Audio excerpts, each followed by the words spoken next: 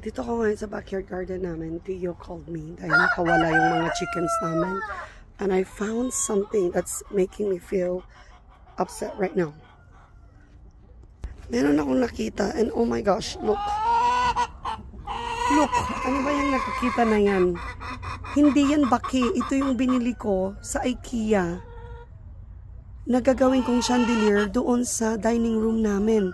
I bought this for like $50.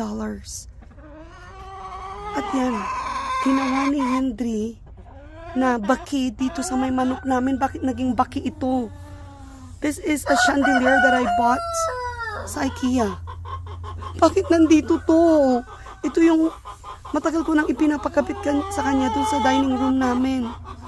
Oh my gosh, Henry. Ano ba to? Hindi ito baki. Napakamahal namang baki niyan. I bought this for like $50. Ano ba yan? Tapos I don't know how long they've been out kasi ang dami nilang mga binutas-butasan. Itong mga manok talaga na to, they're smart. Whatever we do, nakakalabas talaga lahat sila.